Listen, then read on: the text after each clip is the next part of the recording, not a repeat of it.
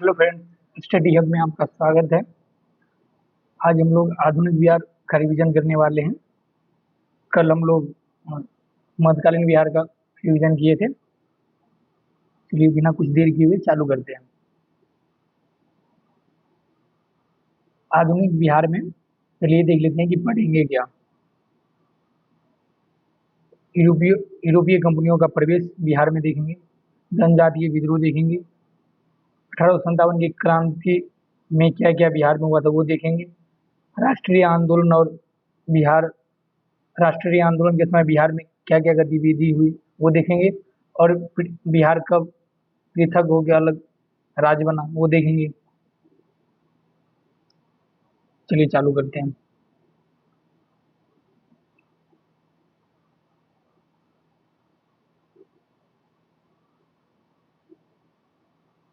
यूरोपीय कंपनियों का प्रवेश बिहार में सर्वप्रथम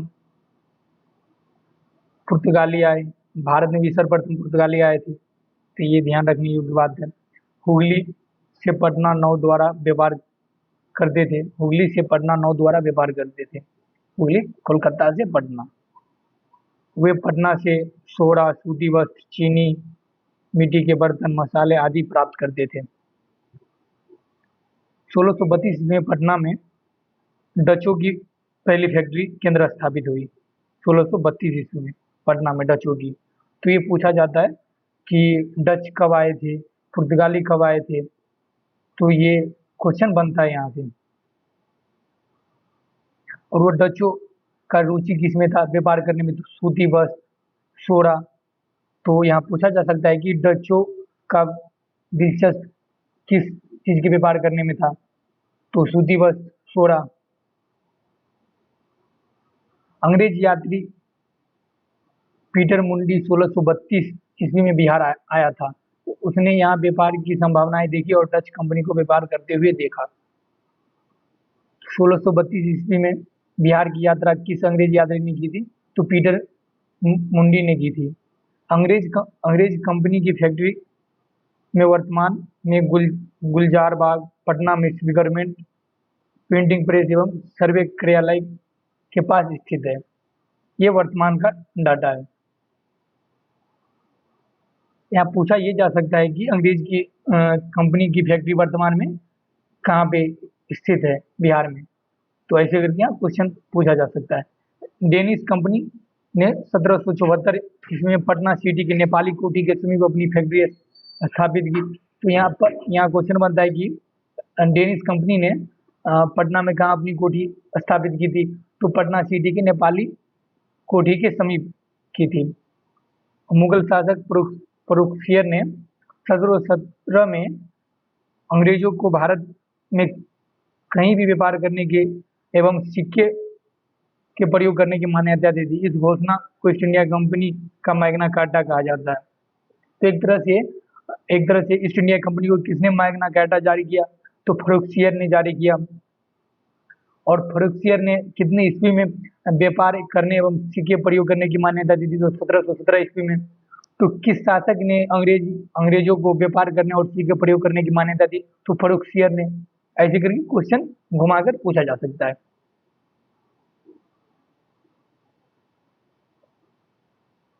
1756 में अलीवर्दी खां की मृत्यु के बाद उसका नाती सिराजुद्दौला बंगाल का नवाब बना। 23 जून 1757 ईस्वी को अंग्रेज और सिराजुद्दौला के मध्य प्लासी का युद्ध हुआ, जिसमें सिराजुद्दौला पराजित हुआ। एक तरह से यह गेम चेंजर, एक तरह से युद्ध के वजह से नहीं जीता था अंग्रेज, ये क्या कहते हैं षड्यंत्र के वजह से सिराजुद्दौला के मंत्री सबको अपने फेवर में कर लिया था, पैसे देकर, रिश्वत देकर अपने फेवर में कर लिया। तो सिराजुद्दौला वहाँ युद्ध भूमि में आदेश दिया, बट वो लोग आगे नहीं बढ़े। क्यों? क्योंकि उनको तो पहले ही पता था कि उनके सेनापति तो उधर मिले थे, तो उसकी बात थोड़ी ना मानते। तो वहाँ उसको भागना पड़ा था सिराजुद्दौला को। और इसका ज़्यादा डिटेल आप रेगुलर क्लास में पढ़े होंगे। बस क्विक रिवीजन करने के लिए बस याद आ जाए कि सिराजुद्दौला प्लासी का युद्ध किन किन के बीच हुआ था और कब हुआ था। अंग्रेजों एवं सिराजुद्दौला के मध्य हुआ था। और अंग्रेज अधिकारी कौन थे? क्लाइव थे। ये भी याद रखना। 23 जून 1757 ईस्वी को हुआ था। उसके बाद मिर्जाफर को कठपुतली नवाब बनाया गया। कठपुतली नवाब इसलिए कहा गया क्योंकि अंग्रेज जैसे जैसे उसे नचाता था वैसे नचता था, जो जो बोलता था। एक तरह से अंग्रेज का ये एक अधिकार था, बस उसे 100 पीस में मिर्जाफर को राजा बना दिया गया था। 1760 में मिर्जाफर की जगह उसके बाद उसके दामाद मीर कासिम को नवाब बनाया। मिर्जाफर उसको मिर्जाफर ने क्या अंग्रेज को पैसा देना बंद कर दिया। जैसे उसका होता था कि मतलब तुम्हें हम राजा बनाए, उसके लिए मुझे कुछ चाहिए उसके बदले, तो हर मंथ उसको पैसा के तौर पे या भेजा जाता था, सोना सिक्के सब भेजे जाते थे। बट इसके मतलब इतना कर्ज बढ़ गया था, राजस्व इतना कर्जे में था कि वो दे नहीं पा रहा था अंग्रेजों को। तो इसके वजह से ही अंग्रेजों ने मतलब इसे हटाकर उसके दामाद मीर कासिम को नवाब बनाया। मीर कासिम ने अंग्रेजों के हस्तक्षेप को कम करने के उद्देश्य से अपनी राजधानी मुंगेर को स्थानांतरित किया। मुर्शिदाबाद से मुंगेर स्थानांतरित किया। स्थानीय व्यापारियों पर से करों को समाप्त कर दिया। इससे ब्रिटिश व्यापारियों की परेशानी होने लगी। अंग्रेजों ने 1763 ईस्वी में बक्सर की लड़ाई की घोषणा की। मीर कासिम जो कि वो वहाँ बम बनाने की फैक्ट्री स्थापित किया। उधर क्या कहते फ्रांसीसी संबंध बना लिए थे, अपनी सेना मजबूत कर रहे थे। तो अंग्रेजों को डर हुआ कि अगर इसकी सेना शक्तिशाली हो जाएगी तो मेरा वर्चस्व कम हो जाएगा, तो इसलिए वो मतलब उसको हटाना पड़ा उसे। तो वैसे तो हटता नहीं, वो राजा था, तो इसके लिए युद्ध एक ही विकल्प था, तो युद्ध लड़ा गया, बक्सर का युद्ध। बक्सर का युद्ध बक्सर के युद्ध में उसे मतलब जब वो राजा वो मीर कासिम को वहां से भागना पड़ा अंग्रेजों के दबाव के चलते। तो भगौड़ा नवाब मीर कासिम, अगर क्वेश्चन पूछा जाए भगौड़ा नवाब इनमें से कौन है, तो मीर कासिम को भगौड़ा नवाब कहा जाता है। तो बक्सर की युद्ध किन किन के बीच लड़ा गया था? तो इधर अंग्रेज अधिकारी हेक्टर मुनरो थे, और इधर अवध का नवाब सिराजदौला और मुगल बादशाह शाह आलम द्वितीय थे। नेतृत्व बक्सर के युद्ध का नेतृत्व हेक्टर मुनरो ने किया था, लेकिन इसके बाद इलाहाबाद की संधि हुई। 1764 में बक्सर का युद्ध हुआ। संयुक्त सेना थी सिराजुद्दौला, मीर कासिम, शुजाउद्दौला और शाह आलम द्वितीय की। 12 अगस्त 1765 को इलाहाबाद की संधि के तहत संधि हुई। इसमें संधि में इधर अंग्रेज अधिकारी मुनरो की जगह क्लाइव आए थे। तो वो याद रखना है कि युद्ध के समय हेक्टर मुनरो थे, लेकिन संधि के समय क्लाइव थे। इलाहाबाद की संधि के तहत मुगल सम्राट शाह आलम द्वितीय को 26 लाख रुपए पेंशन के बदले ईस्ट इंडिया कंपनी को बिहार, बंगाल, उड़ीसा की दीवानी अधिकार देना पड़ा। 1766 ईस्वी में पटना स्थित अंग्रेजी फैक्ट्री के मुख्य अधिकारी मिडलटन को राजा धीराज नारायण राज खिताब राय के साथ एक प्रशासनिक मंडली का सदस्य बनाया गया। 1767 ईस्वी में धीरज नारायण को हटाकर खिताब राय को कंपनी द्वारा नायब दीवान बनाया गया। तो कंपनी द्वारा किसे बिहार का नायब दीवान बनाया गया? तो खिताब राय को बनाया गया। और इसका और ज़्यादा डिटेल मतलब आधुनिक भारत का रिवीजन करेंगे उस टाइम में, और इससे डिटेल में जानने की कोशिश करेंगे। ठीक, चलिए आगे भी। अब देखते हैं जनजातीय विद्रोह।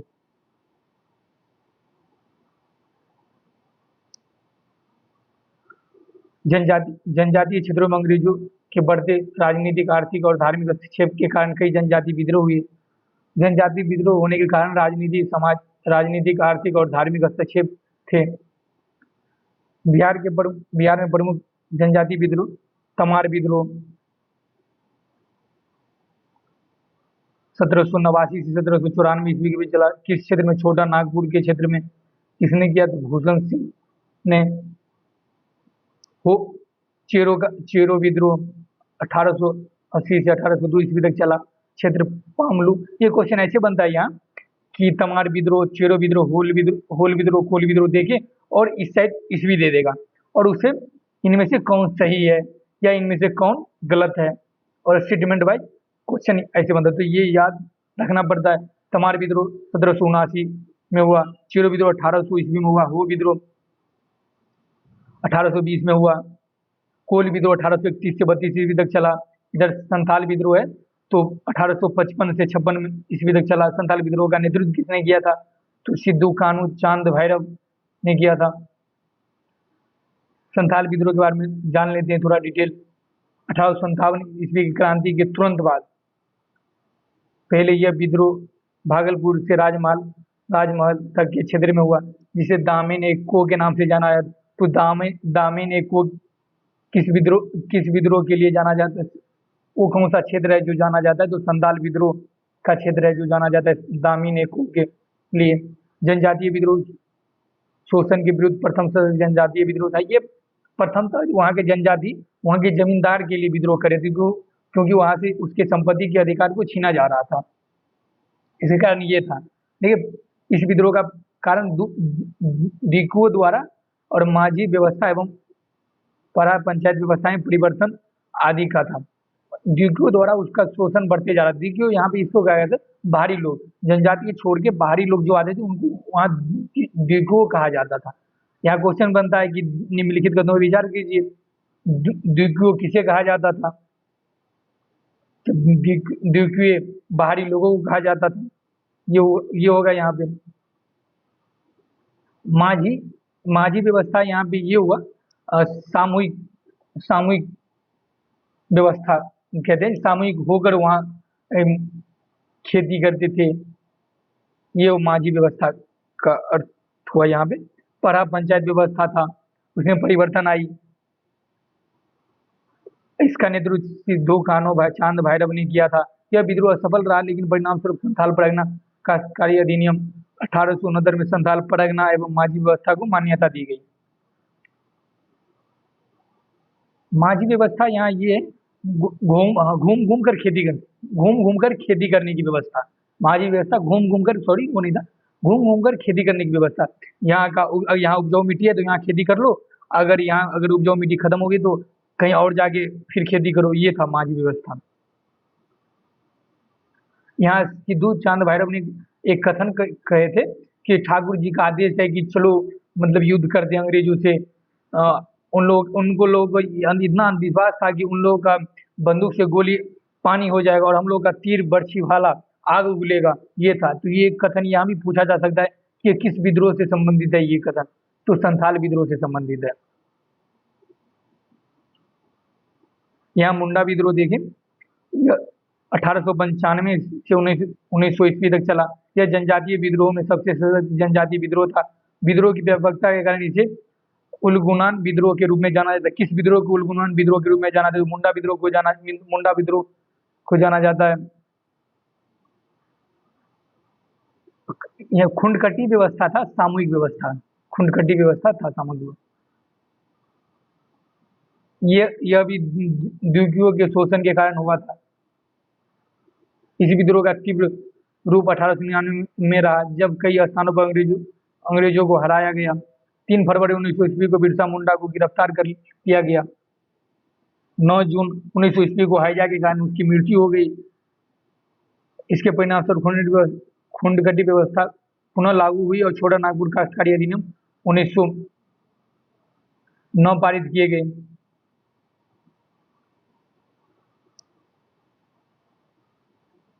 चलिए बहावी, अब 1857 ईस्वी पूर्व हुए विद्रोह आंदोलन, बहावी आंदोलन के बारे में जानते हैं। बहावी आंदोलन का केंद्र कहाँ रहा? तो पटना। ये क्वेश्चन बहुत बार पूछा गया और पूछता है। इसके प्रवर्तक कौन थे?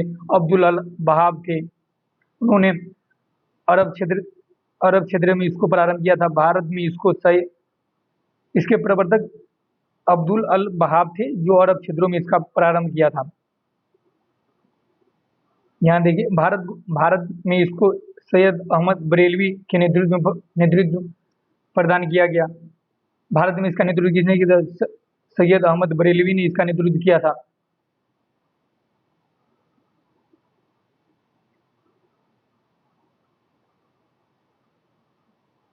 प्रारंभ में इस विद्रोह का उद्देश्य धार्मिक सुधार, परंतु बाद में राजनीतिक एवं आंदोलन के रूप में बदल गया। तो भावी आंदोलन का उद्देश्य क्या था? तो प्रारंभ में धार्मिक सुधार था, परंतु बाद में राजनीतिक सुधार एवं आंदोलन के रूप में बदल गया। भारत में इस विद्रोह के दो केंद्र थे। प्रथम केंद्र सिदना, दूसरा केंद्र पटना। पटना केंद्र को धन एवं स्वयं सेवकों को सिदना भेजा जाता था। पटना केंद्र से धन एवं स्वयं सेवकों को सिदना भेजा जाता था। ठीक, यहाँ ये कहा जा रहा है। चलिए अब अगले स्लाइड में देखिए।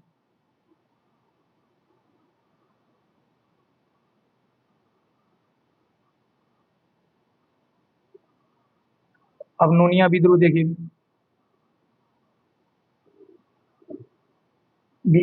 बिहार में 16 उत्पादक वर्ग को नोनिया नोनिया विद्रोह बिहार में 16 उत्पादक वर्ग नोनिया द्वारा यह विद्रोह किया गया था। तो नोनिया विद्रोह एक तरह से 16 उत्पादक वर्ग द्वारा किया गया था, याद यहाँ रखनी। और किस ईस्वी में हुआ था? तो 1770 से 18 ईस्वी तक चला था ये। ठीक, और सोरा का उपयोग बारूद बनाने में किया जाता था। बिहार में सोरा उत्पादन मुजफ्फरपुर, सारण, हाजीपुर, पूर्णिया आदि क्षेत्रों में। इसमें मेन कारण ये था कि बिचौलियों द्वारा कच्चा सोरा ब्रिटिश कारखाने को दे देता और ज्यादा मुनाफे पर बेचता था, बट वो ज्यादा मुनाफा स्वयं के पास रख देता और जो सोरा उत्पादक करता उससे ज्यादा मुनाफे नहीं हो रहा था। इन लोगों को उससे ये हो रहा था कि बिचौलिए की वजह से उसका शोषण हो रहा था। तो इन लोगों ने इसका विरोध किया और ये खुद अंग्रेज अधिकारी से बात करके मतलब बेचना चाहा और ये बिचौलिए थे उसका विरोध करने लगे। तो इसलिए इन लोगों को विद्रोह करना पड़ा था।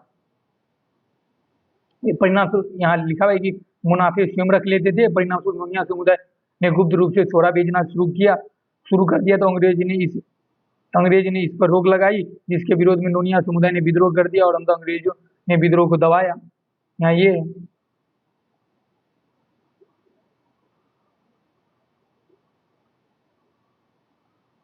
यहाँ दिखने रहा, देख लेते हैं स्लाइड में आगे। एक मिनट रुक जाइए।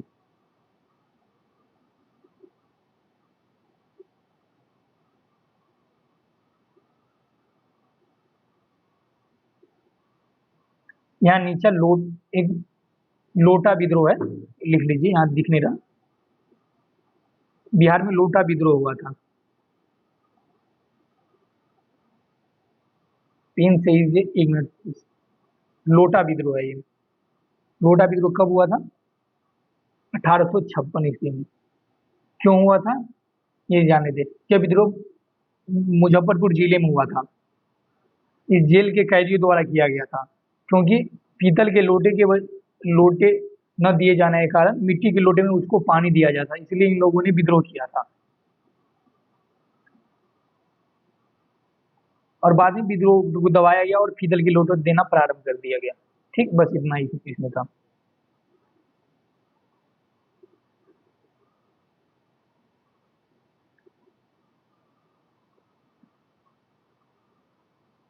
अब देखिए 1857 की क्रांति और बिहार की स्थिति।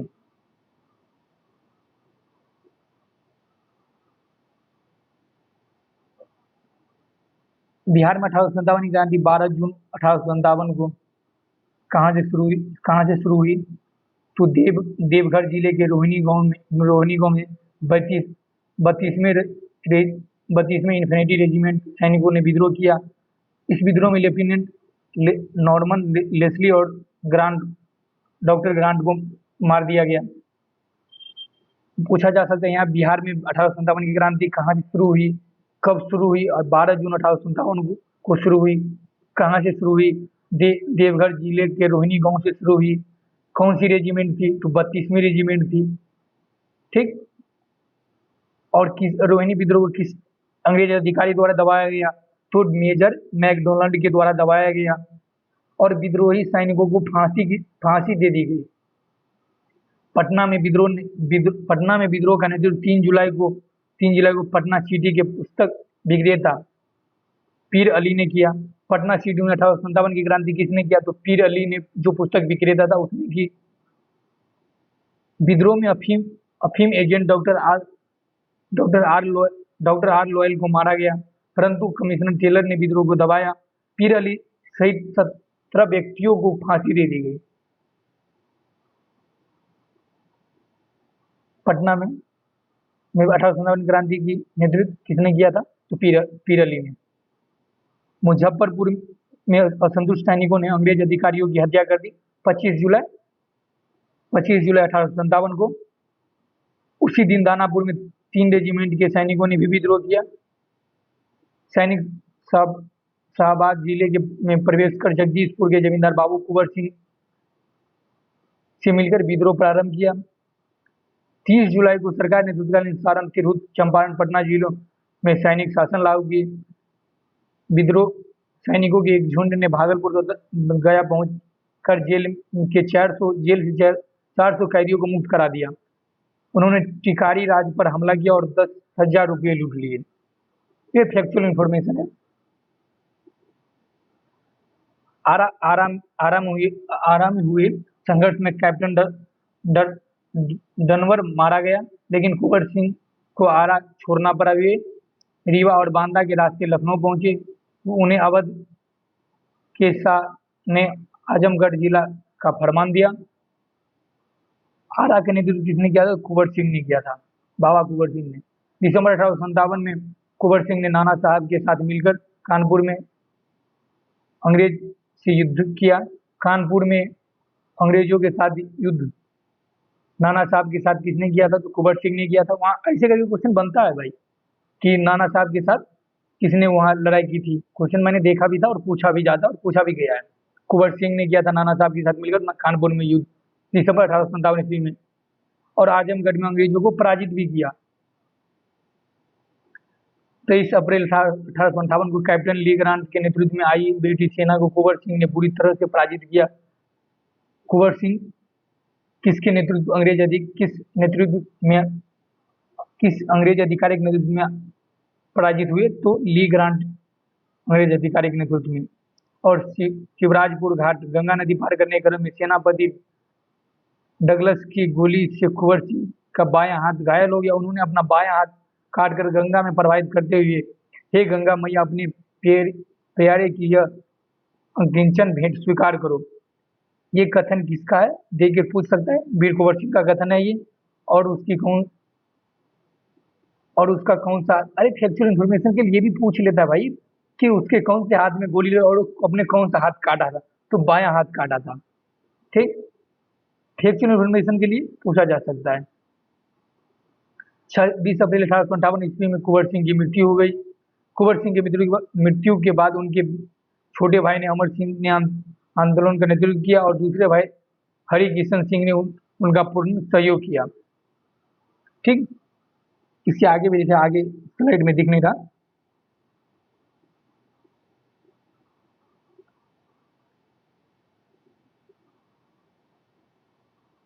आगे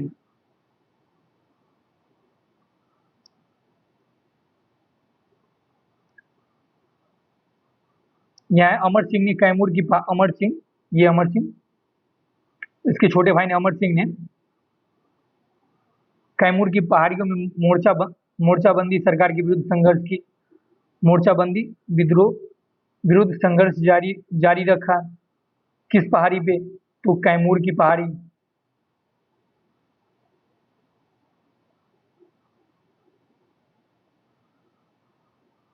कैमूर की पहाड़ी पर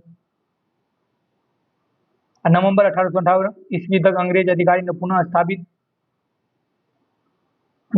कर लिया अपना अधिकार, और विद्रोहियों ने हथियार डाल दिए और महारानी विक्टोरिया ने क्षमादान की घोषणा की, परंतु अमर सिंह आदि को दंडित किया गया। अमर सिंह को दंडित किया और लोगों को क्षमादान दे दिया महारानी विक्टोरिया की।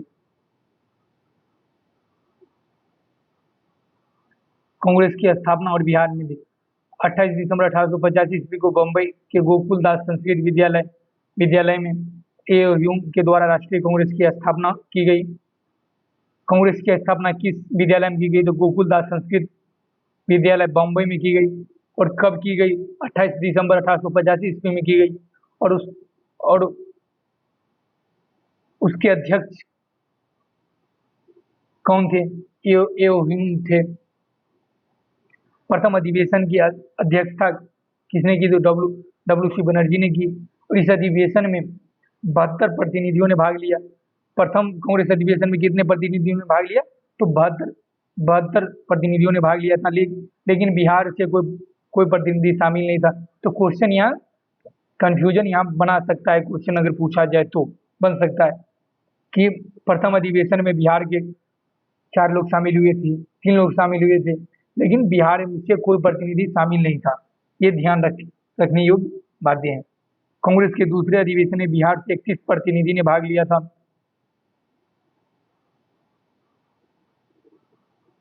और यहाँ देखिए 27वां अधिवेशन बिहार में हुआ था, बांकीपुर पटना में 1912 ईस्वी में, और उसके अध्यक्ष RN मधुलकर ने किया था।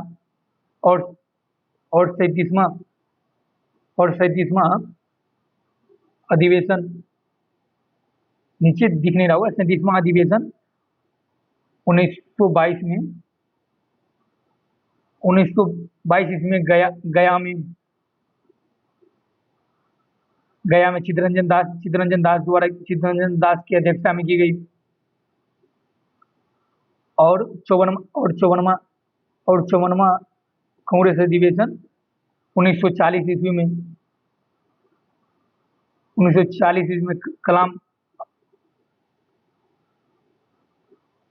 अबुल कलाम आजाद द्वारा किया गया। और कहाँ पे? रामगढ़ झारखंड में किया गया। ठीक, यहाँ देखिए बंग भंग स्वदेशी आंदोलन और बिहार बंगाल विभाजन के समय ये हुआ था, स्वदेशी आंदोलन और बिहार में उस टाइम स्थिति क्या थी, ये एक बात। बंगाल विभाजन की घोषणा 20 जुलाई 1905 ईस्वी में तत्कालीन वायसराय, उस समय वायसराय गौतम करजन थे। तो बंगाल विभाजन के समय वायसराय गौतम करजन थे। और बंगाल विभाजन की घोषणा कब की गई? तो 20 जुलाई 1905 ईस्वी को की गई। और ये प्रभावी कब हुआ है? 16 अक्टूबर 1905 ईस्वी को प्रभावी हो गया। ऐसे क्वेश्चन बनता है स्टेटमेंट वाइज। और विभाजन के विरोध में संपूर्ण देश में बंग विरोधी आंदोलन चला। किसके विरोध में बंग भंग विरोधी आंदोलन चला? तो बंगाल विभाजन के विरोध में चला। और बंगाल विभाजन के विरोध में बिहार में प्रधानाध्यापक सतीश चंद्र चक्रवर्ती की प्रेरणा से 16 दिसंबर 1905 ईस्वी को दरभंगा में रक्षाबंधन मनाया गया। किसकी प्रेरणा से दरभंगा में रक्षाबंधन मनाया गया और कब मनाया गया? तो 16 दिसंबर 1905 ईस्वी में मनाया गया। किस प्रधानाध्यापक की प्रेरणा से मनाया गया? तो सतीश चंद्र चक्रवर्ती की प्रेरणा से मनाया गया दरभंगा में रक्षाबंधन। और विरोध में सशक्त बनाने के लिए बिहार स्टूडेंट कॉन्फ्रेंस की स्थापना 1906 ईस्वी में हुई। बंगाल विभाजन 1911 ईस्वी में रद्द किया गया। मुजफ्फरपुर कांड, बम कांड 1908 ईस्वी में हुआ। मुजफ्फरपुर में 30 अप्रैल 1908 ईस्वी को खुदीराम बोस, प्रफुल्ल चंद्र चाकी ने जज किंगसफोर्ड की हत्या का प्रयास किया।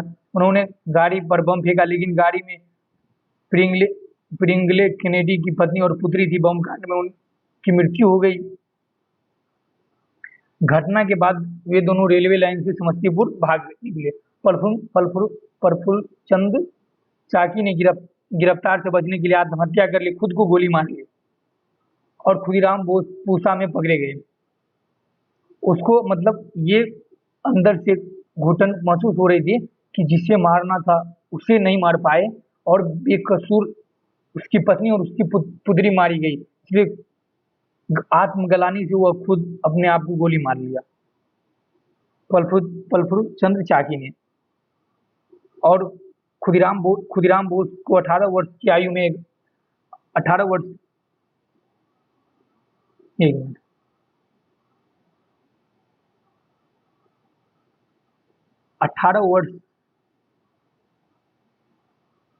18 वर्ष की आयु में 11 अगस्त 1908 ईस्वी को इसको फांसी दे दी गई। होम रूल आंदोलन और होम रूल आंदोलन जब भारत में चल रही थी, तो उस टाइम बिहार में किसने किसने नेतृत्व किया और बिहार की स्थिति कैसी थी? 1916 ईस्वी में एनी बेसेंट के नेतृत्व में मद्रास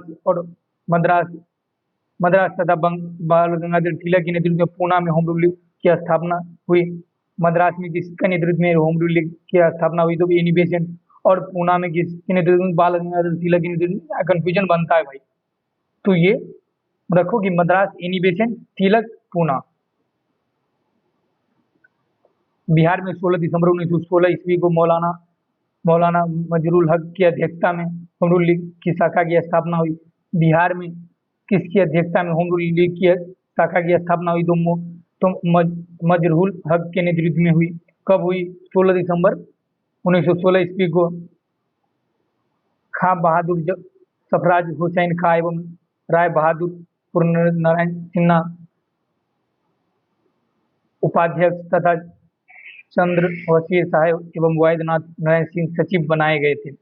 श्रीमती एनी बेसेंट पहली बार 18 अप्रैल 1918 ईस्वी को और दूसरी बार 25 जुलाई 1918 को पटना आई। उन्होंने होम रूल के विचारों को सबको अवगत कराया था। यहाँ क्वेश्चन ये बनाया जा सकता है कि फैक्चुअल इन्फॉर्मेशन के लिए कि एनी बेसेंट बिहार कितनी बार आई थी और कब कब आई थी या नहीं आई थी, ऐसे करके। इस आंदोलन का उद्देश्य ये था कि ब्रिटिश साम्राज्य के अधीन रहते हुए संवैधानिक तरीके से स्वशासन प्राप्त करना था। चंपारण सत्याग्रह देखिए, 1917 ईस्वी में चंपारण सत्याग्रह हुआ था।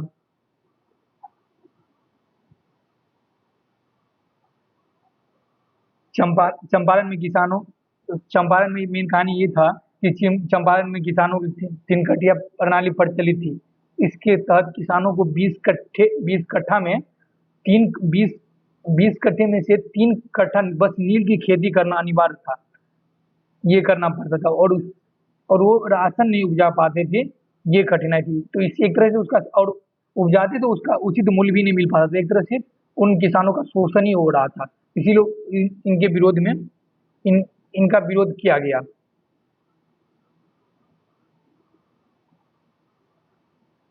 इस व्यवस्था के प्रति किसानों में काफी आक्रोश था, क्योंकि नील की फसल भूमि को बंजर बना रही थी और वही आर्थिक रूप से शोषक भी थे। वो पहले बता, आर्थिक रूप से शोषक भी थे, उचित मूल्य नहीं मिल रहा था। और नील की खेती एक ही खेत में बार बार नील की खेती करने से वो भूमि बंजर भी हो जा रही थी।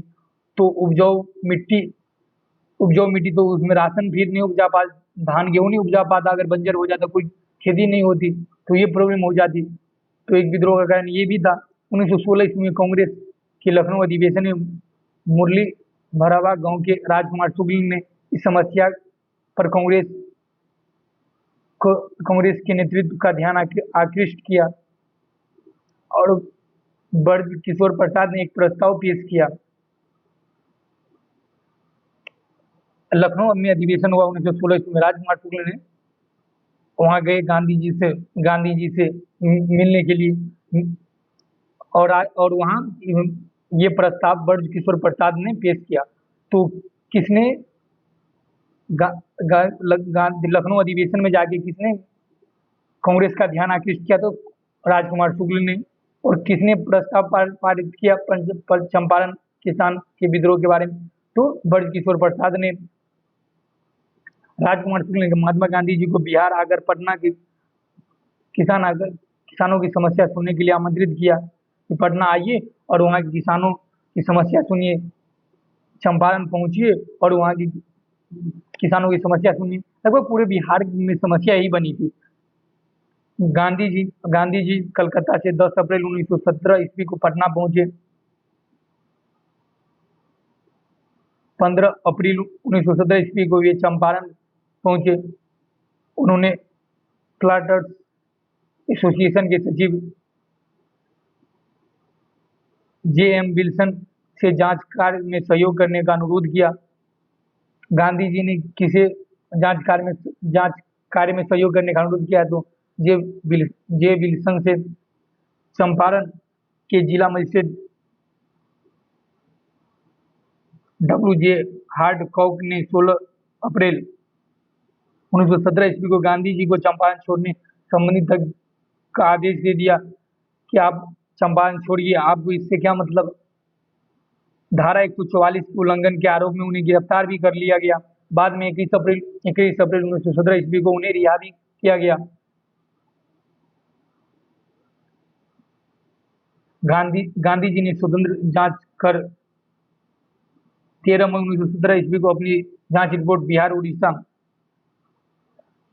के मुख्य सचिव को सौंपी। परिणाम स्वरूप कृषकों की स्थिति की जांच के लिए चंपारण एग्रीयन समिति का गठन किया गया। इस समिति के अध्यक्ष मध्य प्रदेश के आयुक्त FC सलाई थे।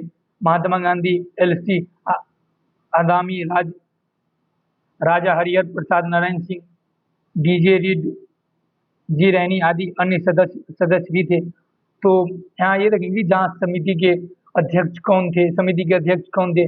तो FG सलाई थे। इसमें महात्मा गांधी और LG आदामी जैसे आदि सदस्य भी जुड़े थे।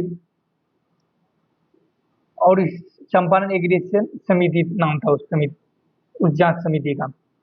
समिति ने अपनी रिपोर्ट 3 कटिया प्रणाली समाप्त करने की अनुशंसा की। इस प्रकार गांधी जी भारत में प्रथम इस तरह गांधी जी की प्रसिद्धि इस रूप में फैली कि भारत में प्रथम सत्याग्रह का प्रयोग सफल रहा और इससे इसकी प्रसिद्धि बढ़ी। चंपारण सत्याग्रह में गांधी जी के प्रमुख सहयोगी राजेंद्र प्रसाद, ब्रज किशोर प्रसाद, अनुग्रह नारायण सिंह, धरणीधर मजरूल हक, राजकुमार शुक्ल, रामनवमी प्रसाद, शंभू शरण आदि थे। तो यहाँ क्वेश्चन ऐसे बनता है कि चंपारण सत्याग्रह में गांधी जी के सहयोगी कौन कौन, इनमें से कौन कौन थे या इनमें से कौन कौन नहीं थे। तो ऐसे करके दे देगा और स्टेटमेंट वाइज क्वेश्चन बनता है यहाँ से। ठीक, चंपारण सत्याग्रह में गांधी जी द्वारा भारत में चलाया गया प्रथम सत्याग्रह माना जाता है।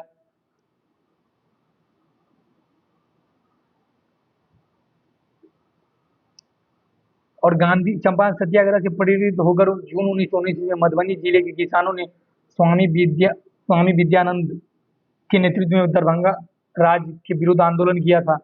तो चंपारण सत्याग्रह से प्रेरित हो गए कहाँ पे आंदोलन हुआ था? तो मधुबनी जिले में हुआ था जून 1919 ईस्वी को।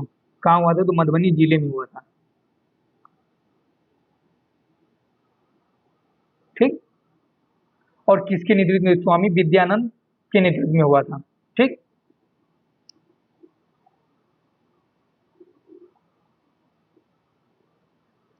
चलिए यहाँ देख किसान सभा। अब किसान सभा के बारे में देखते हैं। 1922 से 23 में मुंगेर में शाह मोहम्मद जुबैर की अध्यक्षता में किसान सभा का गठन हुआ।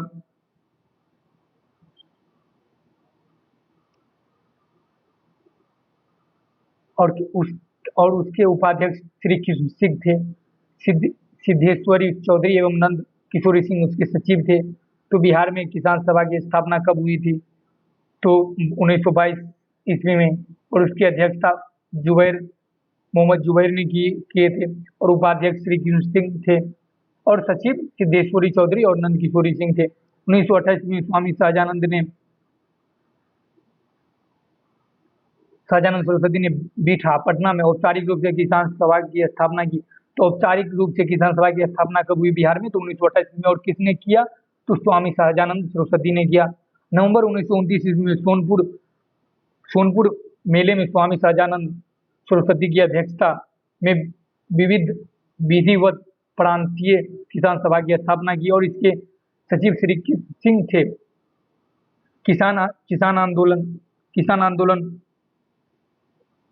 बिहार में किसान आंदोलन में कार्यानंद शर्मा, राहुल सांकृत्यायन, पंचानन शर्मा और इसके आगे देखिए तो यदुनंदन शर्मा आदि नेता शामिल थे। तो यहाँ क्वेश्चन ऐसे बनता है कि बिहार के किसान आंदोलन में कौन कौन से नेता इससे संबंधित थे, ऐसे करके क्वेश्चन बनता है। तो अगर ये पता रहेगा, 3-4 याद इसमें बस रखना है और वहाँ टर्न दिया रहता है, वहाँ बस के पढ़े रहेंगे ना तो क्लिक कर जाता है कि हाँ कहीं तो पढ़े थे, ये नाम तो था, कहीं सुने थे, कहीं पढ़े थे, तो ऐसे रहता है। अब देखिए नवंबर 1936 में कार्यानंद शर्मा के नेतृत्व में मुंगेर के बहेड़िया ताल में बिहार के प्रांतीय किसान सभा ने जमींदारी उत्पीड़न के विरुद्ध संघर्ष किया। तो बिहार में प्रांतीय किसान सभा ने जमींदारी उत्पीड़न के विरुद्ध में संघर्ष किसके नेतृत्व में किया तब तो कार्यानंद शर्मा के नेतृत्व में किया था मुंगेर कहाँ तो मुंगेर बहेड़िया ताल में 11 अप्रैल 1936 ईस्वी को लखनऊ में स्वामी सहजानंद की अध्यक्षता में अखिल भारतीय किसान सभा का गठन हुआ और इसके सचिव NG रंगा थे। तो अखिल भारतीय किसान सभा का गठन कब हुआ तो 11 अप्रैल 1936 में, और किसके नेतृत्व में किया था तो स्वामी सहजानंद की अध्यक्षता में हुई थी, और इनके सचिव कौन थे तो NG रंगा थे। किसान सभा के मुख्य उद्देश्य किसानों की समस्या को राष्ट्रीय स्तर पे लाना था। अखिल भारतीय किसान सभा का मुख्य उद्देश्य ये था कि किसानों की समस्या है ना जो स्थानीय स्तर पे रह जाती है उसे राष्ट्रीय लेवल पे लाना था और उनका समाधान करना था। तो बिहार में प्रांतीय किसान सभा का सम्मेलन देखिए तो प्रथम सम्मेलन सोनपुर में 1929 ईस्वी में स्वामी सहजानंद सरस्वती के अध्यक्ष थे। द्वितीय गया में हुआ 1934 ईस्वी में पुरुषोत्तम दास टंडन ने किया था। तृतीय हाजीपुर 1935 ईस्वी में स्वामी सहजानंद सरस्वती ने किया था। तो ये क्वेश्चन ऐसे बनता है कि बिहार में प्रांतीय किसान सभा का प्रथम सभा कहाँ पे आयोजन हुआ था तो सोनपुर में। तो ऐसे करके दे देगा और इसका नेतृत्व बेसिकली नेतृत्व देता है, प्रथम द्वितीय तृतीय करके दे देगा टर्म, और इसमें नाम में हेरफेर दे देगा और इन दोनों ये 2 सही 3 सही 1 सही ऐसे करके टर्म देगा। तो ये इसीलिए चार्ट में जो याद करने में सहूलियत हुई, बस देखे रहेंगे ना तो चार्ट के माध्यम से याद करने में सहूलियत होती है। यहाँ देखिए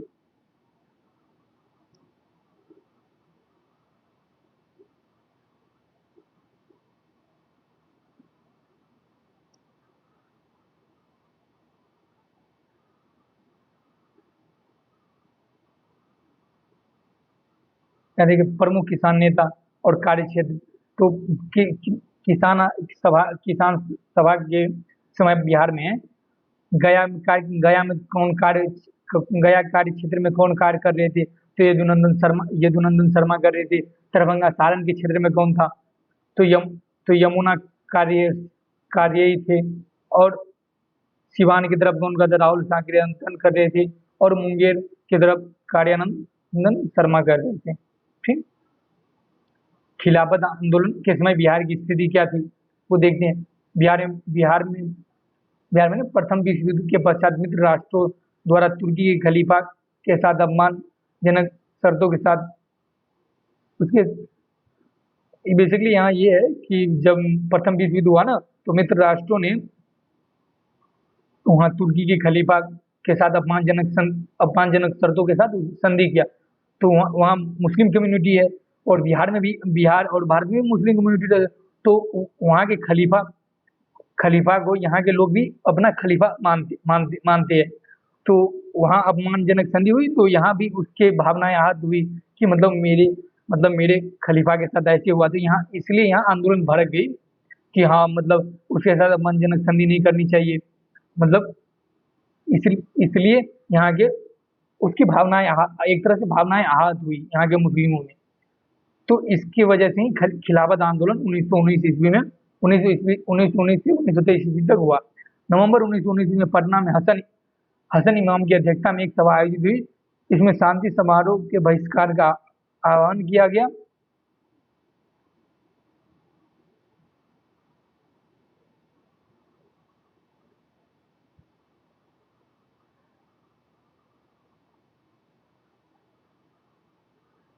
और 19 मार्च 1920 ईस्वी को बिहार के सभी मुसलमानों ने हड़ताल किया।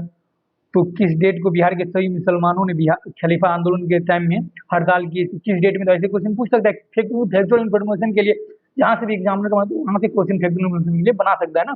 तो 19 मार्च 1920 ईस्वी को 1920 ईस्वी में खिलाफत आंदोलन और असहयोग आंदोलन शासक संचालित होता रहा, लेकिन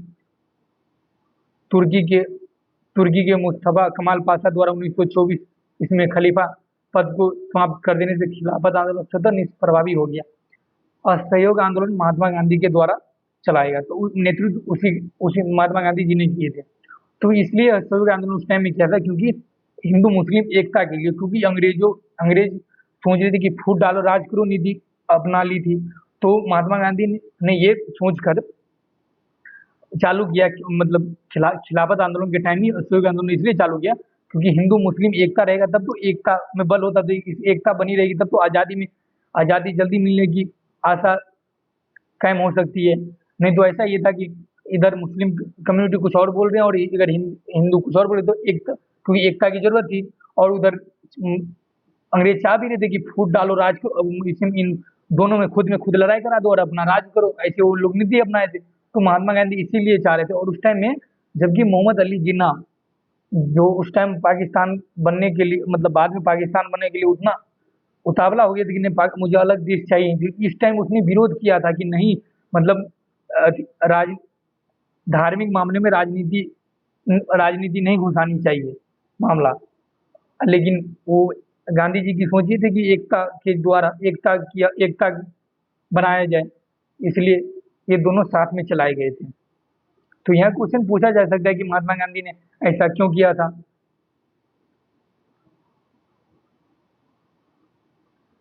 असहयोग आंदोलन के समय बिहार में स्थिति क्या थी? सितंबर 1920 ईस्वी में लाला लाजपत राय की अध्यक्षता में कोलकाता के विशेष अधिवेशन में गांधी जी के असहयोग आंदोलन का प्रस्ताव पारित हुआ। तो असहयोग आंदोलन का प्रस्ताव पारित किस अधिवेशन में हुआ? तो कलकत्ता अधिवेशन में। और इसकी अध्यक्षता किसने की थी? तो लाला लाजपत राय ने की थी। और कांग्रेस के नागपुर अधिवेशन में इसे पूर्ण स्वीकृति मिली। प्रस्ताव पारित हुआ था कलकत्ता के विशेष अधिवेशन में, और इसकी पूर्ण स्वीकृति कब मिली थी? तो कांग्रेस के नागपुर अधिवेशन में 1920 ईस्वी में। बिहार में इससे पूर्व बिहार के प्रांतीय सम्मेलन के 12वें अधिवेशन भागलपुर में राजेंद्र प्रसाद की अध्यक्षता में असहयोग पर बल दिया गया था। नवंबर 1920 में शाहबाद में नशाबंदी आंदोलन शुरू हुआ। तो बिहार में नशाबंदी आंदोलन कब हुआ था? तो 1920 ईस्वी में हुआ था। किस क्षेत्र में हुआ? तो शाहबाद क्षेत्र में हुआ था। नीतीश कुमार के शराबबंदी करने से पहले भी बिहार में शराबबंदी हुआ था, तब तो यहाँ है ना। यहाँ देखिए, असहयोग आंदोलन के क्रम में राजेंद्र प्रसाद, मजरूल हक, ब्रजकिशोर प्रसाद, शफी दाऊद आदि नेता विधायी चुनाव से नाम वापस ले लिया। इसलिए इसमें यह था कि अंग्रेज को सहयोग नहीं करना है, इसलिए इसका नाम ही असहयोग आंदोलन, उसका सहयोग नहीं करना, असहयोग, ये था इसमें।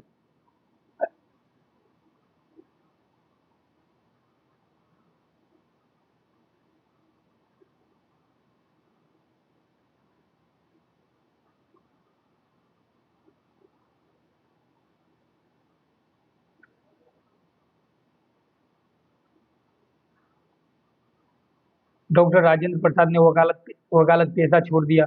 उनके भाई साहब महेंद्र प्रसाद ने राय साहब की उपाधि लौटा दी, मजिस्ट्रेट पद से इस्तीफा दे दिए। यहाँ ये थे सहयोग, अंग्रेजों अधिकारी की सहयोग मत करो और अपने पद छोड़ दो, इस्तीफा दे दो, इसमें ये कहा गया था। और अपने देश के लोगों की सहयोग करो, उसके न उसके खान पान का उपयोग करो, न उसके वस्त्र तक का न उपयोग करो, जबकि वस्त्र की होली जलाई गई थी विदेशी वस्त्रों की उस टाइम। असहयोग आंदोलन के समय शिक्षा के वैकल्पिक समाधान, उसके विद्यालय को भी छोड़ दिया गया था इस आंदोलन में, ये उद्देश्य था एक तरह से। और राष्ट्रीय महाविद्यालय की स्थापना की गई, इसके प्रधानाचार्य राजेंद्र प्रसाद बने। तो असहयोग आंदोलन के समय राष्ट्रीय महाविद्यालय की स्थापना हुई थी, इसके प्रधानाचार्य कौन बने थे? तो डॉक्टर राजेंद्र प्रसाद बने थे। और राष्ट्रीय महाविद्यालय के प्रांगण में बिहार विद्यापीठ उद्घाटन 6 फरवरी 1921 को गांधी जी द्वारा किया गया। मजरूल हक इसके कुलाधिपति और ब्रजकिशोर कुलपति थे। फैक्चुअल इन्फॉर्मेशन, असहयोग आंदोलन के दौरान मजरूल हक ने दीघा के पास अपने मित्र खैरू मियाँ से दान प्राप्त भूमि, वहाँ सदाकत आश्रम की स्थापना की। तो सदाकत आश्रम की स्थापना किसने की? तो मजरूल हक ने किया। किसके भूमि पे किया? तो अपने मित्र खैरू मियाँ के दान में लिया गया भूमि पर किया था। 30 सितंबर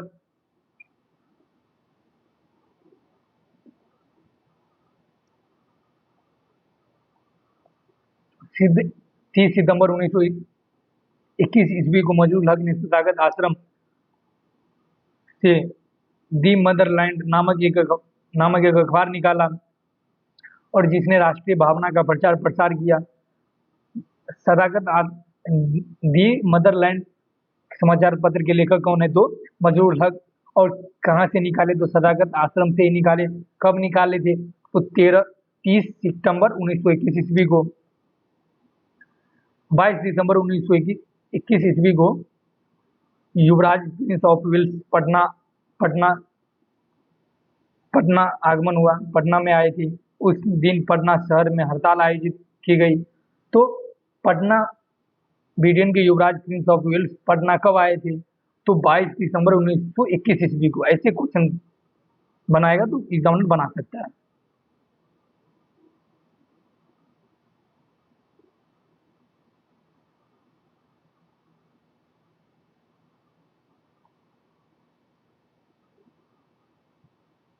यहाँ देख, 5 फरवरी 1922 ईस्वी को चोरी चोरी चौरा कांड कांड के बाद गांधी जी द्वारा 12 फरवरी 1922 ईस्वी को असहयोग आंदोलन स्थगित कर दिया। तो असहयोग आंदोलन किस कारण से स्थगित हुआ? तो चौरा चोरी हत्याकांड के कारण। और कब हुआ? तो 5 फरवरी 1922। कहीं कहीं पे 12 फरवरी भी लिखा रहता है। तो जहाँ 12 फरवरी और 5 फरवरी दिया, दोनों दिया वो, तो वहाँ 5 फरवरी सही है, क्योंकि बिपिन चंद्रा के बुक में भी 5 फरवरी है इसलिए। और जहाँ 5 फरवरी न हो तो वहाँ 12 फरवरी, और 12 फरवरी नहीं है तो 5 फरवरी तो होना ही है। ब्रिटिश सरकार से असहयोग के लिए मौलाना सज्जाद द्वारा इमारत ए सरिया संस्था का गठन फुलवारी में किया गया। तो ब्रिटिश सरकार के सहयोग न करने के लिए इमारत ए सरिया संस्था का गठन किसने किया था? तो मौलाना सजाद ने किया था। कहाँ किया था? तो फुलवारी में किया था, जो फुलवारी शरीफ है पटना बिहार में।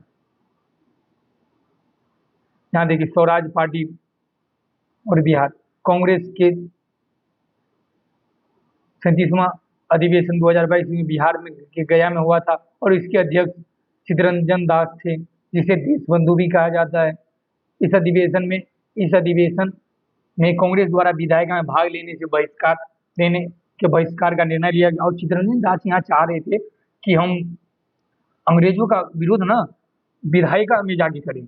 और कांग्रेस में जो नेता लोग थे वो चाह रहे थे नहीं, मतलब इससे मतलब गद्दी की बू आने लगी, मतलब लोभ बढ़ जाएगा आदमी में कि मतलब हम इस पद पे हैं, इसलिए वो चाह रहे थे कि नहीं, मतलब ऐसे ही सही है। लेकिन चित्तरंजन दास चाह रहे थे कि हम बेहतर कर पाएंगे विधायिका में ही विरोध करके।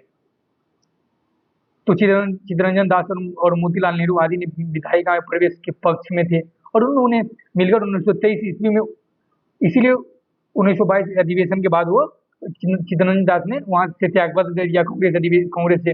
और 1923 ईस्वी में कांग्रेस पार्टी से इस्तीफा देने के बाद 1923 ईस्वी में स्वराज पार्टी का गठन किया। किसने? तो चित्तरंजन दास ने और मोतीलाल नेहरू ने आदि नेताओं ने।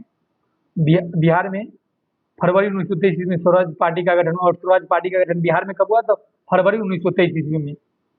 और इसके प्रमुख नेता कौन थे? तो श्री कृष्ण सिंह थे। और बिहार में स्वराज पार्टी के प्रथम अध्यक्ष कौन थे? तो श्री नारायण प्रसाद। और इसके सचिव कौन थे? तो अब्दुल बारी थे। सैमन कमीशन जब भारत आए तो वो 1919 के अधिनियम मॉन्टेगू चेम्सफोर्ड सुधार है ना, उसकी जांच के लिए आया था। तो उस टाइम बिहार की स्थिति क्या थी, तो वो देखते हैं इसमें।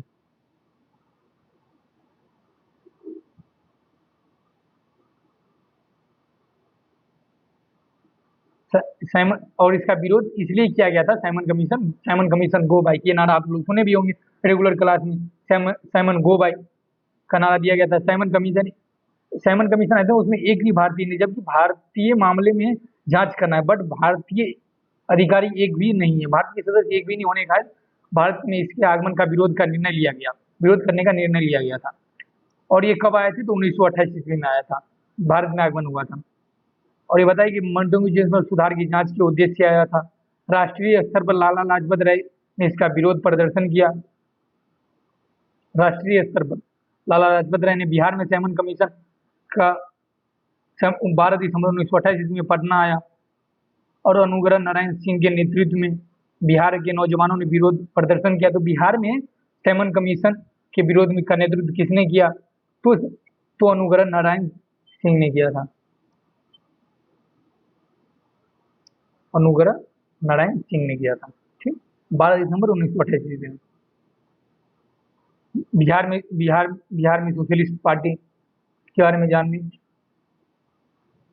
है, देखते हैं। 1931 ईस्वी में गंगा शरण सिन्हा, रामानंद प्रसाद, राम वृक्ष बेनीपुरी आदि ने बिहार सोशलिस्ट पार्टी नाम का गठन किया। तो यहाँ क्वेश्चन ऐसे बनता है कि बिहार सोशलिस्ट पार्टी से कौन कौन से व्यक्ति संबंधित है, और ऐसे करके गंगा शरण सिन्हा, रामानंद मिश्रा, राम वृक्ष बेनीपुरी, उपरयुक्त में से सभी ऑप्शन रहेगा, एक दो सही, तीन सही, उपरयुक्त में से सभी, ऐसे करके स्टेटमेंट दिया रहेगा। 1934 ईस्वी में पटना के अंजुमन इस्लामिया हॉल में बिहार सोशलिस्ट पार्टी का औपचारिक गठन कब हुआ था? तो 1934 ईस्वी में पटना के अंजुमन इस्लामिया हॉल में हुआ था। इसके अध्यक्ष कौन थे? तो आचार्य श्री नरेंद्र देव, और इसके सचिव कौन थे? तो जयप्रकाश नारायण थे। इसके अन्य सदस्य देखे तो ऊपर देखे थे रामवृक्ष बेनीपुरी, जो यहाँ बोले थे वही है। इस गठन का मुख्य योगदान समाजवादी विचारधाराओं को बढ़ाना, किसान मजदूरों को संगठित करने में रहा था।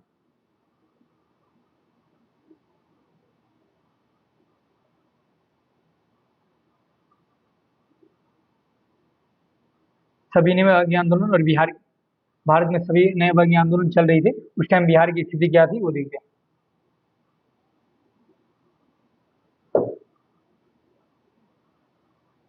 कांग्रेस के लाहौर अधिवेशन में 1929 ईस्वी में पूर्ण स्वराज के साथ सविनय वर्गीय आंदोलन प्रस्ताव पारित हुआ। किस अधिवेशन में पूर्ण स्वराज की बात की गई थी? तो लाहौर अधिवेशन में। क्वेश्चन पूछा गया और पूछा जाता है। 1929 में लाहौर अधिवेशन हुआ था।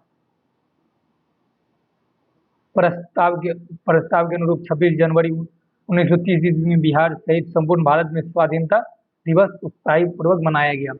इसीलिए भारत में गणतंत्र दिवस में 26 जनवरी को मनाया जाता है, क्योंकि पहले ही स्वतंत्रता तो 15 अगस्त को मिली, लेकिन यहाँ स्वाधीनता दिवस 26 जनवरी को ही मना लिया गया था। तो इसीलिए उस दिन तो क्योंकि संविधान लागू करने का वो संविधान तो पहले बन गया, तो इसीलिए संविधान 26 जनवरी 1950 को प्रभावी रूप से लागू किया गया था, क्योंकि 26 जनवरी को उस दिन स्वाधीनता दिवस तो मनाना था, क्योंकि स्वतंत्रता दिवस को 15 अगस्त को ही मनाने लगे थे, इसीलिए 26 जनवरी 1930 ईस्वी को। तो यहाँ क्वेश्चन ऐसे बनता है कि बिहार से संपूर्ण भारत में स्वाधीनता दिवस कब मनाया गया था? तो 26 जनवरी 1930 ईस्वी को। ठीक, गांधी जी ने 12 मार्च 1930 को दांडी यात्रा प्रारंभ की। 6 अप्रैल 1930 ईस्वी को दांडी नमक कानून उल्लंघन कर सत्याग्रह आरंभ किया। और यहाँ ये मेन बात है कि नमक कानून को तोड़ना ही क्यों गांधी जी ने चुना था, ये भी दिलचस्प बात है, क्योंकि कुछ और भी तो मुद्दा उठा सकते थे इसके लिए, क्योंकि नमक गरीब, धनिक, मजदूर, आदिवासी, किसान हर से जुड़ा है, खाने से जुड़ा है। नमक हर वर्ग से जुड़ा है, तो कोई वर्ग इससे अपना लिंक ऐसा नहीं होता कि मतलब इससे मुझे क्या मतलब, आंदोलन कर रहे हैं इससे तो मेरा मुद्दा है ही नहीं। एक तरह से हर आदमी का मुद्दा लग रहा था, तो इसमें एक तरह से हर लोग जुटे हुए थे। फिर भी इससे कुछ मुस्लिम समुदाय अलग रहे थे, कुछ क्या कहते हैं, कुछ पार्टियां अलग थी उससे, फिर भी कुछ अलग थे। बिहार में नमक सत्याग्रह का आरंभ 15 अप्रैल 1930 ईस्वी को चंपारण और सारण जिला में नमकीन मिट्टी से नमक बनाकर किया गया। तो बिहार में नमक सत्याग्रह कब प्रारंभ हुआ? तो 15 अप्रैल को हुआ। और कहाँ से हुई? तो चंपारण सारण जिला से, नमक नमकीन मिट्टी से नमक बनाकर, क्योंकि बिहार में आसपास समुद्र थोड़ी ना है जो समुद्र में जाकर नमक बनाया जाए, तो नमकीन मिट्टी से नमक बनाकर किया गया था। सभी इनमें आंदोलन के दौरान बिहार में विदेशी वस्त्रों शराब की दुकानों का विरोध किया गया। 1930 ईस्वी में स्वदेशी लीग आंदोलन की स्थापना हुई थी और जिसके अध्यक्ष सर अली इमाम थे। तो 1930 में स्वदेशी लीग की स्थापना, उसके अध्यक्ष कौन थे? तो सर अली इमाम थे। इस आंदोलन के दौरान छपरा जेल के कैदियों ने विदेशी वस्त्रों का बहिष्कार किया और नंगी हड़ताल शुरू की। तो नंगी हड़ताल कहाँ से शुरू हुई थी? तो बिहार से। बिहार में कहाँ से? तो छपरा जिला से हुआ था। छपरा के जेल कैदियों ने किया था। सभी ने अवज्ञा आंदोलन के दौरान बिहार में चौकीदारी कर बंद करने के लिए आंदोलन चलाया गया। सारण, चंपारण, शहादाबाद, पूर्णिया, मुंगेर, पटना आदि में चौकीदारी कर बंद आंदोलन चलाया गया था।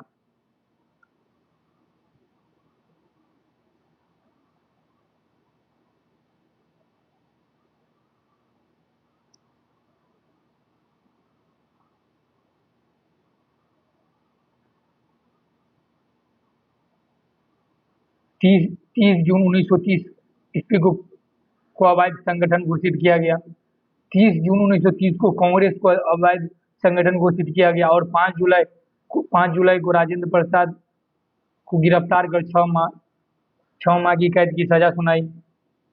गिरफ्तार के बाद राजेंद्र प्रसाद ने भागलपुर के दीपनारायण सिंह को अपना उत्तराधिकारी मनोनीत किया। तो यहाँ क्वेश्चन ऐसे बनता है कि राजेंद्र प्रसाद ने अपनी गिरफ्तारी के बाद किसे अपना नेतृत्व उत्तराधिकारी संभालने के लिए दिया था?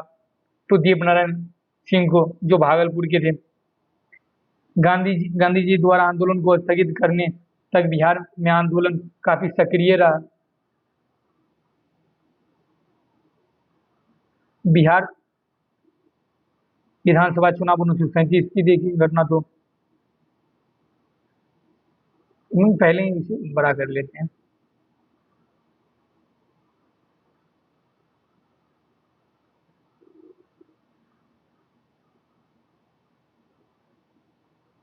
जनवरी 1937 ईस्वी में बिहार विधानसभा हेतु चुनाव हुए।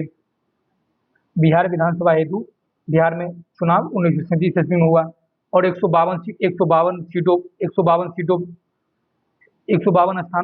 सीटों पर हुआ था और 107 पर कांग्रेस ने चुनाव लड़ा और 98 स्थानों पर विजय प्राप्त की और कांग्रेस को बिहार में पूर्ण बहुमत मिला था। विधान परिषद में कांग्रेस को बहुमत मिल गया। तत्कालीन राज्यपाल एम.जी. हैलेट ने कांग्रेस विधायक दल के नेता श्री कृष्ण सिंह को सरकार बनाने का निमंत्रण दिया। तो उस टाइम राज्यपाल कौन थे 1937 के समय? तो एम.जी. हैलेट थे। और किसे सरकार बनाने के लिए निमंत्रण किया था? तो श्री कृष्ण सिंह को। राज्यपाल द्वारा वैधानिक कार्यों में हस्तक्षेप न करने के आश्वासन नहीं देने पर श्री कृष्ण सिंह ने सरकार बनाने से इनकार कर दिया। राज्यपाल द्वारा वैधानिक कार्यों में हस्तक्षेप नहीं करने का आश्वासन नहीं दिया गया। अगर वो दिया जाता तो वो सरकार बना लेते, बट नहीं दिया गया, तो इसीलिए कृष्ण सिंह ने सरकार बनाने से इनकार कर दिया। इसके उपरांत दूसरी सबसे बड़ी पार्टी थी इंडिपेंडेंट पार्टी, जो नेता यूनिस को था, वो उसे आमंत्रित किया था, तो वो सरकार अपना बना लिया। मोहम्मद यूनुस के नेतृत्व में बिहार में पहला अंतरिम मंत्रिमंडल 1 अप्रैल 1937 को गठित हुआ। इस प्रकार देखें तो बिहार के प्रथम भारतीय मुख्यमंत्री मोहम्मद यूनुस थे। उस टाइम में मुख्यमंत्री को प्रधानमंत्री कहा जाता था। कांग्रेस द्वारा सरकार बनाने के निर्णय के बाद यूनुस ने अंतरिम मंत्रिमंडल से त्यागपत्र दे दिया और 20 जुलाई 1937 को श्री कृष्ण सिंह के नेतृत्व में बिहार के प्रथम कांग्रेस मंत्रिमंडल का गठन हुआ और बिहार के प्रथम कांग्रेसी मुख्यमंत्री श्री कृष्ण सिंह बने।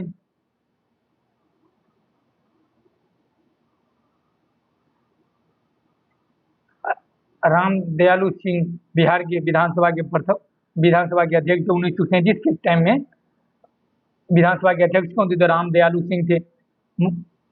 और बिहार विधानसभा के उपाध्यक्ष कौन थे? तो अब्दुल बारी थे। द्वितीय विश्व युद्ध में भारत को शामिल करने के विरोध में बिहार में भी पूरा भारत में पूरा भारत में उसे द्वितीय विश्व युद्ध में भारत न शामिल होने का ये विरोध दर्शाना था। तो भारत सहित बिहार में भी श्री सिंह ने 31 अक्टूबर 1939 को त्याग पत्र दे दिया।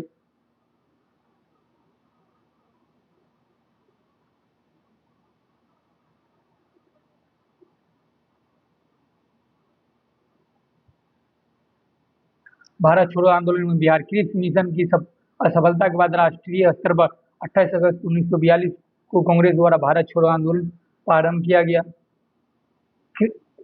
भारत छोड़ो आंदोलन के कारण क्रिप्स मिशन की असफलता के कारण गांधी जी ने करो या मरो का नारा दिया। किसने नारा करो मरो? महात्मा गांधी ने दिया।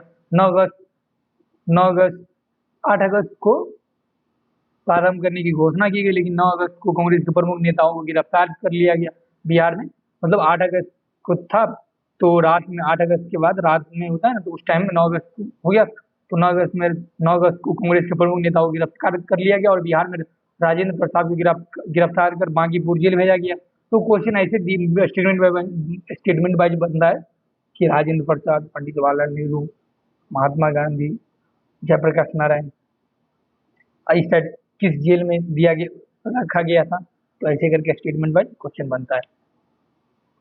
बलदेव सहाय ने अंग्रेजों द्वारा कांग्रेस के प्रमुख नेताओं की गिरफ्तारी के विरोध में महाधिवक्ता पद से इस्तीफा दे दिया। तो किसने महाधिवक्ता पद से इस्तीफा दिया? कांग्रेस के प्रमुख अधिकारियों की प्रमुख नेताओं के गिरफ्तार होने के विरोध में। तो बलदेव सहाय ने। और बिहार के विद्यार्थियों ने सचिवालय के भवन के सामने जुलूस के साथ मुख्य इमारत पर झंडा फहराने का प्रयास किया। 11 अगस्त 1942 ईस्वी को पटना के तत्कालीन जिलाधिकारी WC आर्चर ने आदेश पर पुलिस ने गोलियां चलाई। 7 छात्र गोली कांड के शहीद हो गए, अनेक छात्र गंभीर हुए।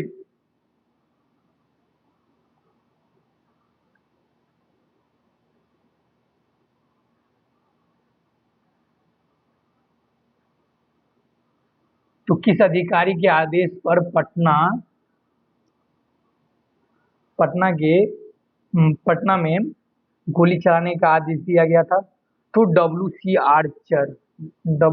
आर्चर के आदेश पर। ठीक, ऐसे करके क्वेश्चन बनता है। और इसमें 7 स्टूडेंट गोलीकांड में जो शहीद हुए थे उनके नाम कौन थे? उमाकांत सिन्हा, रामानंद सिंह, सतीश प्रसाद झा, राजेंद्र सिंह, राम गोविंद सिंह, देवी चौधरी, जगपति कुमार इस गोलीकांड में शहीद हुए थे।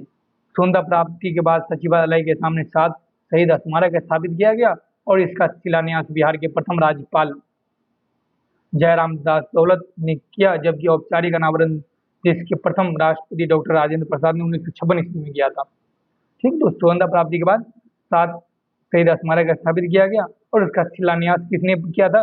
तो बिहार के प्रथम राज्यपाल जयराम दास दौलत राम जी। और इसका औपचारिक अनावरण प्रथम राष्ट्रपति डॉक्टर राजेंद्र प्रसाद के द्वारा 1956 ईस्वी में ही किया गया था। 12 अगस्त 1942 ईस्वी को सचिवालय जो गोलीकांड के विरोध में पटना में पूर्ण हड़ताल रही। भारत छोड़ो आंदोलन के दौरान नेपाल में आजाद रास्ता अखिल भारतीय केंद्र संगठित हुआ। इसका गठन सरकार के विरोध में तोड़-फोड़ कार्रवाई, संचार साधनों को नष्ट करने आदि के उद्देश्य से किया गया था। तो आजाद रास्ता का गठन किस उद्देश्य से किया गया था? तोड़-फोड़ कार्रवाई और संचार साधनों पर नष्ट करने के आदि के उद्देश्य से किया गया था। आजाद रास्ता के संस्थापक कौन थे? तो जयप्रकाश नारायण थे और इसकी गिरफ्तारी हजारीबाग जेल में किया गया था। हजारीबाग जेल में गिरफ्तार करके रखा गया था। 9 नवंबर 1942 ईस्वी को दीपावली की रात अपने 5 साथियों रामानंद मिश्र, सूरज नारायण सिंह, योगेंद्र शुक्ल, गुलाबी सोनार, शालिग्राम सिंह के साथ जेल की दीवार फांदकर भागने के लिए आजाद रास्ता का गठन किया।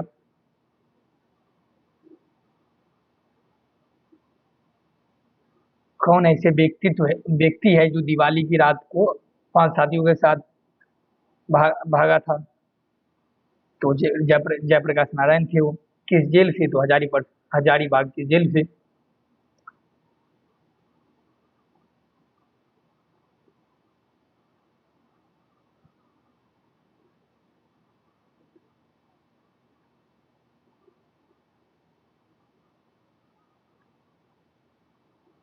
नेपाल में आजाद रास्ता के प्रशिक्षण शिविर राजविलास जंगल में गठित हुआ। तो आजाद रास्ता का प्रशिक्षण शिविर कहाँ गठित हुआ, किस जंगल में हुआ था? तो राजविलास जंगल में गठित हुआ था। बिहार के युवाओं को छापामार युद्ध अग्नि अस्त्रों को चलाने की शिक्षा दी गई और इसके निदेशक सरदार नित्यानंद सिंह थे।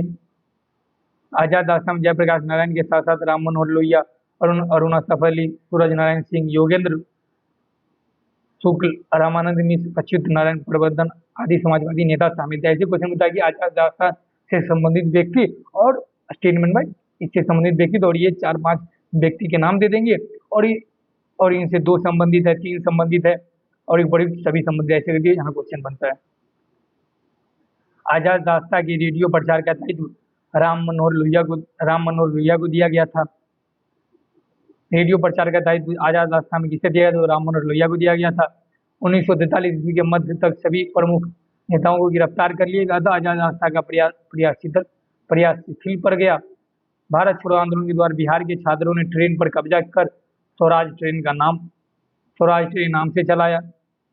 तो भारत छोड़ो आंदोलन के समय कहाँ के छात्रों ने ट्रेन पर कब्जा कर स्वराज ट्रेन नाम लिखकर और ट्रेन चलवाया? तो बिहार के छात्रों ने किया। सिवान में थाने पर राष्ट्रीय झंडा फहराने की कोशिश, फूलेना प्रसाद श्रीवास्तव पुलिस की गोलियों के शिकार हो गए।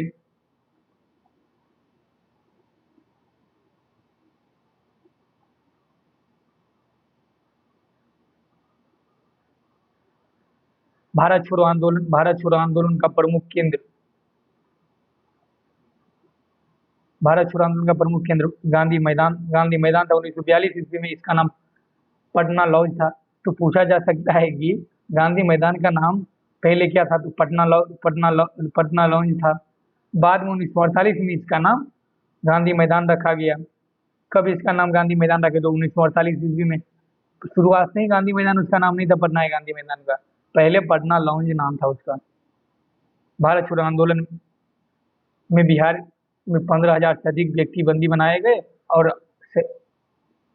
8783 को सजा हुई, 134 शहीद हुए, 336 व्यक्ति घायल हुए।